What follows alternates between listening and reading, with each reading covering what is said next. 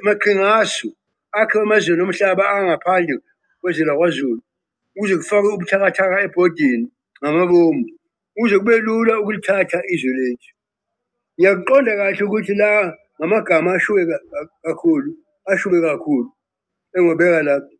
Futhi ngiyazi ukuthi ngalokho ngicijele izitha ey'mehla bomvu.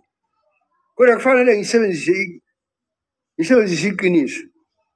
Phela uma sikuthakalisa okwenziwayo noma sehluleka ukuqonda ukutshikiza kogovane bethu okufuqa lezi zenzo, sizovele sibone izwe lombuso wethu selithiwe thasi lathathwa ezandleni zethu sibuka. Salibona selisezandleni zalabo okade babelicontsela amathe kusukela ekuqaleni. Futhi ngiyazi ukuthi phakathi kwalabo abamelene nathi baneyiqephu zomhlaba kulo izwe lengonyama. Manje baxhakene futhi babambene ngezandla nabangaphandle kwaleli zwe abahlasela umbuso wethu. Qabuqabu ngesikalo seNgonyama Trust ngivamisile ukuchaza ukuthi ngayisungulelani mina iNgonyama Trust Act ngisebenzisa imishayamthetho sakwaZulu u-1994. Ngiyajabula ngoba ozakwethu enganginabo lapha, umhlonishwa inkosi eseMashayizini nganginayo, umhlonishwa umnumzane uGwala ula nganginaye. Ngijabule kabi babekhona. Lowo mthetho waba ngokugcina wesishayamthetho sakwaZulu. Wonke umhlaba wethu wawulengelwa egebeni. Ngikubona lokhu lo uvele umhlaba ube umhlaba kahulumeni uthi lotshe ngokuphazama kweso. Futhi ngokwenza kwami njalo kwenza kube yithi amaZulu sodwa esinomhlaba onjengalo Ngonyama Trust. Amakhosi anevenge emhlabeni wesilo futhi ayizinsika zawo. Ngisho isichitshana zelamaninginikana omhlaba owasalayo amanembe wasala embusweni kaZulu emva kokunqotshwa kwethu nokuphucwa izwe ngamaNgisi namabhunu. Umhlaba wethu omningi lowo umhlaba-ke owawusele wawusuvele nje uwelele wawusowela ekhulumeni oholwa u-ANC. Yiwo belu lowo mhlaba ongongonyama nothele ubungonyama bayo uqobo. Lolu daba-ke lwaluvuswa uHlevane uma uZulu eseninga ngomzabalazo wesikhathi eside. Kulwelwa ingonyama nombuso, kulwelwa isihlalo, kuvikela umhlaba. Ngisho amalungu omndeni wami adela ukuphila, afela inkosi nezwe ngesikhathi sempi yamaNgisi namaZulu nasempini yeSosuthu noMandlakazi. Abantwana bakwaNdunankulu wesilo, inkosi uCetshwayo, inkosi Sendini, umnyama ukhokho wami bayifela inkosi. Umkhanjumbo ozala uMathole ubaba wayekhona eSandwane. uMntumengane umnawe inkosana kaMnyamane basala eSandwane. Wonke amadodana kaMnyamane afela ubukhosi nesihlalo ayishumi, amanye asala empini yakwaMandlakazi noSuthu. Empeleni maningi amakhosi lapha okhokho babo abafela isilo. Ngiyakhumbula ngalolu suku futhi ukuthi uMkhosana Biyela wayezoba indlalifa ebukhosini bakwaBiyela wasala eSandwane. Umkhosana lo ongikhokho womhlonishwa inkosi uBhekizwe Biyela oseduze kwami, owayiphini lami engqongqoshe okhulumeni wakwaZulu. Naye uzobe esike elijikayo kulo mhlangano njengoba elapha nje. Naye umkhosana wasala eSandwane emva kokuzidela nokusokola kwey'zukulwane zivikela umhlaba wethu. Okwakukhathaza kakhulu intukuthelo yokuthi ngo-1994 izwe lethu lalingathathwa nje kalula nguhulumeni ngobukhulu ubuqili, namhla lidlulelwa ngamanqe. Ngisho nongabanjiswene nabo abangesibo abengabadi yethu. Amakhosi amaningi phakathi kwethu oyisemkhulu nokhokho babo bafa befela inkosi nezwe nesihlalo.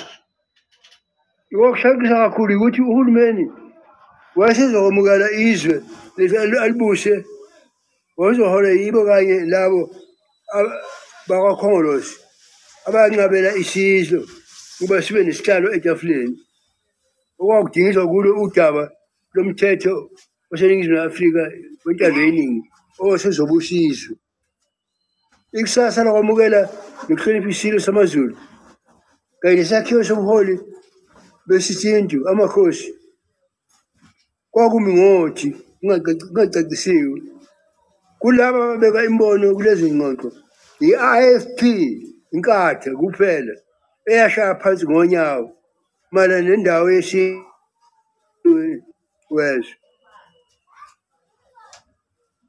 uVelenkosini Mhlabiso ubefuna ukuzongizimazisa lapha kodwa sabonisana ukuthi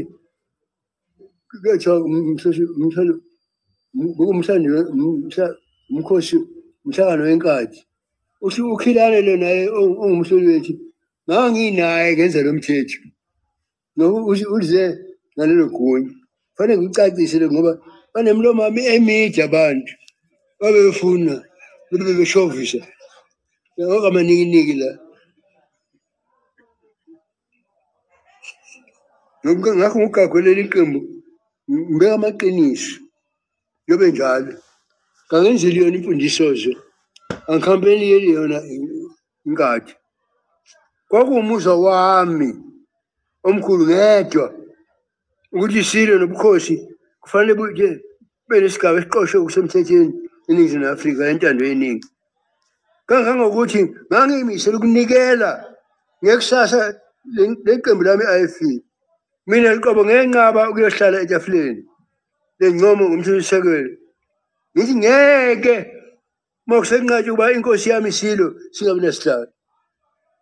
Kodwa ngahoxisa lonke nethimba le-IFP lalisengxoxweni ngaleso sikhathi. Ngalihoxisa futhi ekungeneleni uthetho. Lapho kwase kucaca khona ukuthi yayingekho inhloso yokwamukela isiphakamiso sethu soba isilo sibe nesihlalo kuhulumeni wentando yeningi. Ngaze ngavumela i-IFP ukuba iyo okhetheni luka-94 sekusele iy'nsuku eziyisishiyagalombili ngaphambi kokhetho.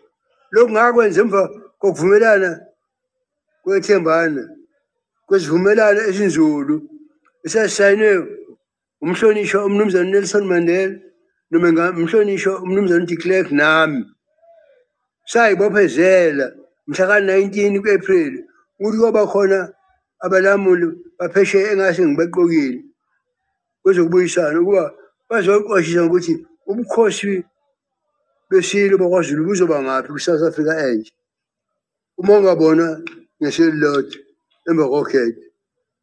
Bezolekelela kuphothule lokho okwakusele kuxoxwe etafuleni.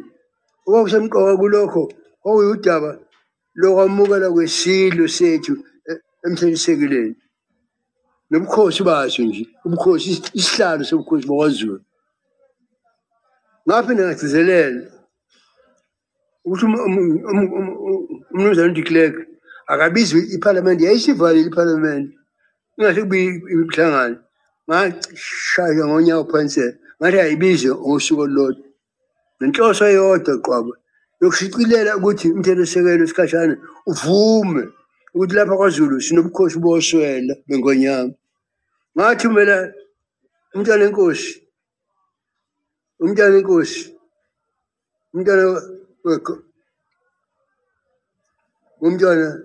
umlawo iGongotwana umntwana uGideon la kona kaSolomon kaNdabuko okwenkosi Cetshwayo. Ngathumela umntwana uMaganga Intaba kaDinizulu umnawe wenkosi Solomon wesibili kanye nomntwana wasitholayo. Ngathumela uMdoctor ngathi ngalelo langa lilodwa eParliament ngoba eChai Parliament kungavunyiwe ukuthi umuntu angangene enganhlolile njengenkosi afake nothayi njengoba ifakiwe. Ngathi babhinca amabheshu bangene babhinca amabheshu nomntwana ubonga ozalwa ngumkhayifi emzetsheni ozalwa umntwana Somatheni ngathi babhince bangena babhince ngosuku olulodwa engaliphoqayo iParliament.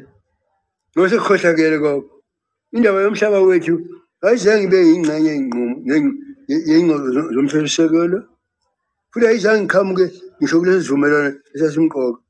Ngangazi ukuthi ukuvikelwa komhlaba wethu kufanele kusukunyele phansi masinyane futhi kwenziwe ngendlela eyingeke ibuye ihlehlisele emuva noma ubani.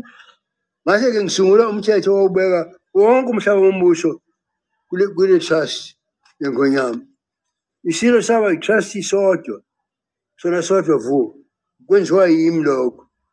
Umhlaba wawuzolawulwa ngamakhosi ngaphansi kwesilo ayezoqinisekisa ngokuphepha nokondleka kumphakathi yethu ephila ngale nhlabathi ngazo zonke iy'dingo emhlabathini esiy'phathele wona. Ngokushicileka kweNgonyama Trust, umhlabathi wombuso waKwaZulu wahlala usezandleni zesizwe samaZulu ngo-1994 ngokwenza kwami kanjalo. Kanti wonke umuntu womhlaba wamakhosi eNingizimu Afrika wonke wedlulisela ngowenanazi ezandleni zikahulumeni ngaphandle kwawethu. Yithi sodwa thina Zulu esinomhlaba olawuleka kanje. Ngikhuluma ngokwakhiwa kwebhodi. Kwaba nokukhulu kumzela, ikakhulu iqembu eliphethe izwe iKhongolose. Ngokwenza kwami lokhu ngachashwa ngazo zonke iy'ntama ngcokofulu. Ngisuka nje eMadaka, iKhongolose eyayile ngokuzimisela okukhulu ukuba iqoqele wonke amandla phezulu, yazama ukuhlwitha umhlaba weNgonyama esilweni. Lo mthetho waphasiswa iPhalamende ube wechithelwa iy'nyangana nje ezimbalwa ukuba umthetho wawushicilelwe. Ngangiyilungu lesigungu sikahulumeni iCabinet kaMnumzane uNelson Mandela. Ungqongqoshe womhlaba wafaka umbiko ePhalamende owawunamakhasi angama-70 owawuthi umthetho weNgonyama Trust kawuchitshiyelwe. Okulandela lapho lo mthetho wadingidwa kakhulu ePhalamende laKwaZulu Natal eMgungundlovu Ondini nasePhalamende likazwelonke eCape Town.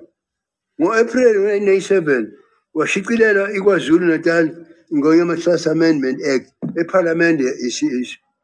Umthetho lona-ke wakha ibhodi eyayizosebenza iy'ndaba ze-trust.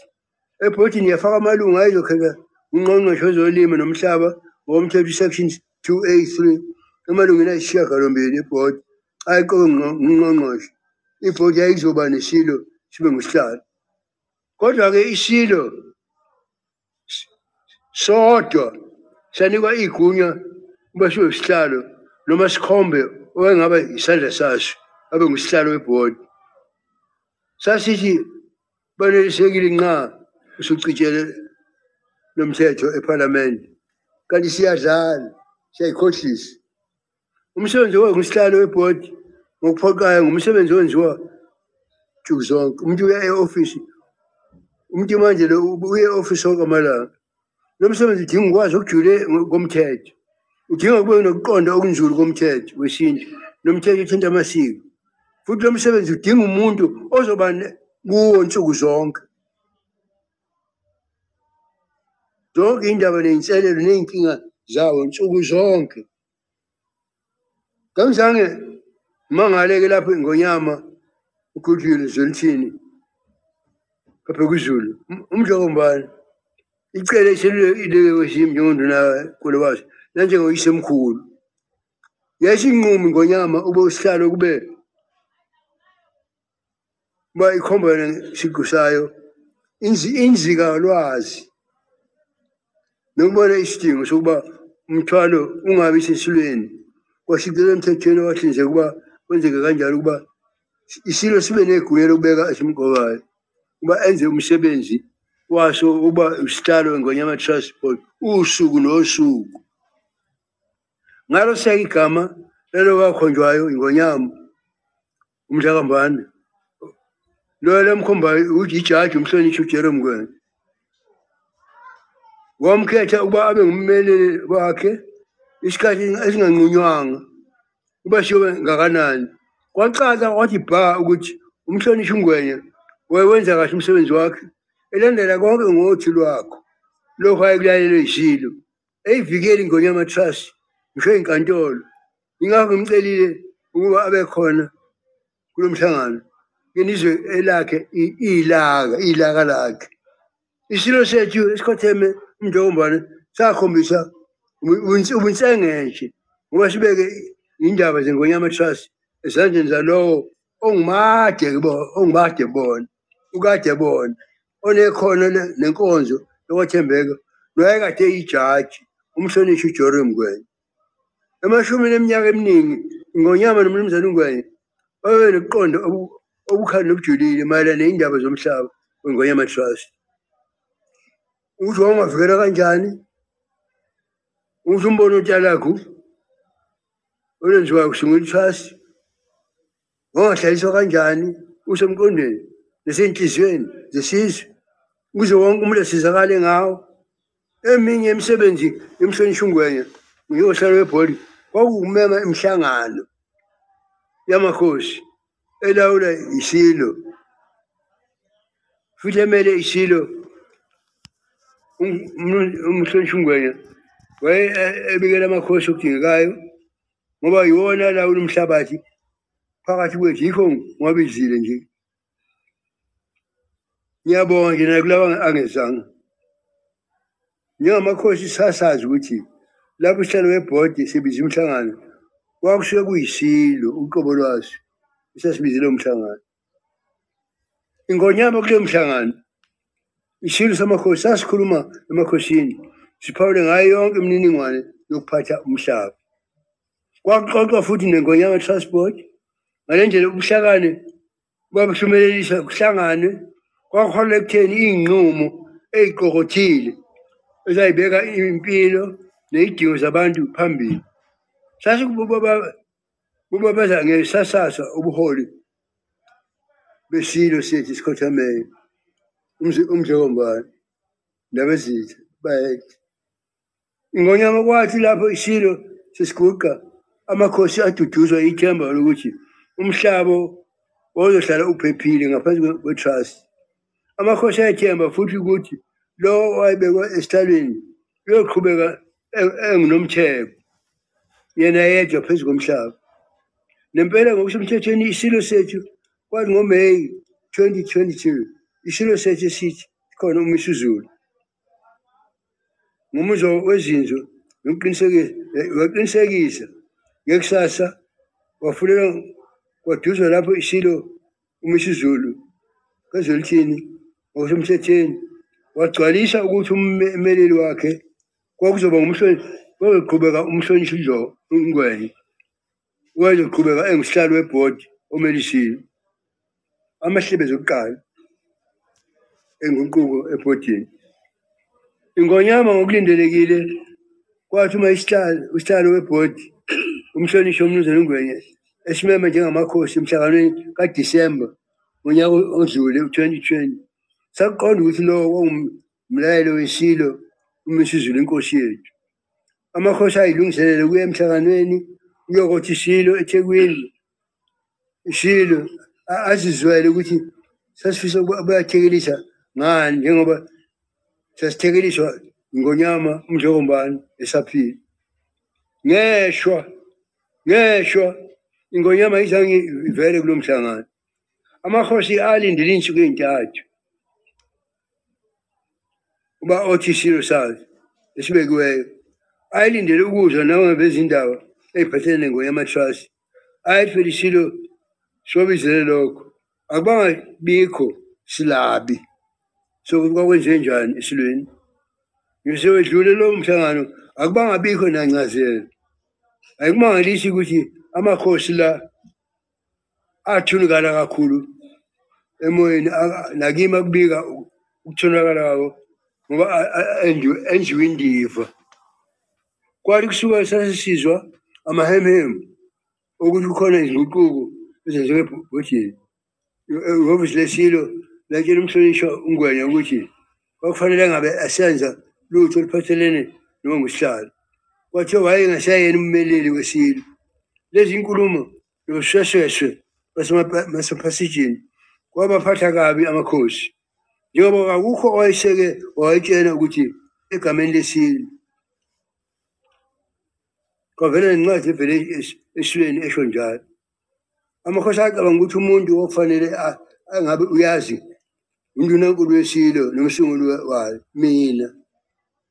Ngokudabuka ngalokho kwakungekho ngakucacisi. Akukho isilo sasingene khona.